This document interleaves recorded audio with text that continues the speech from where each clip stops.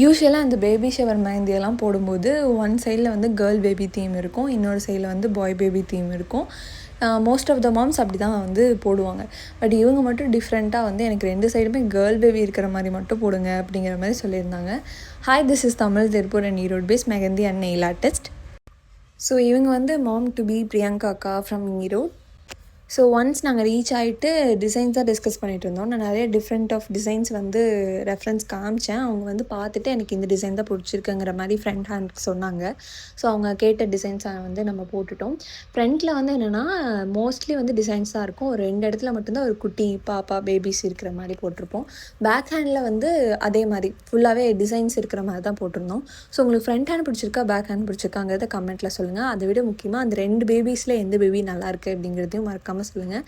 உங்கள் வீட்டு events and ஃபங்க்ஷன்ஸ்க்கு மெஹந்தி, நெயில்ஸ் இது மாதிரி எது பண்ணணும் அப்படின்னாலும் நம்ம பேஜில் டிஎம் பண்ணுங்கள். Bye, see you on next video.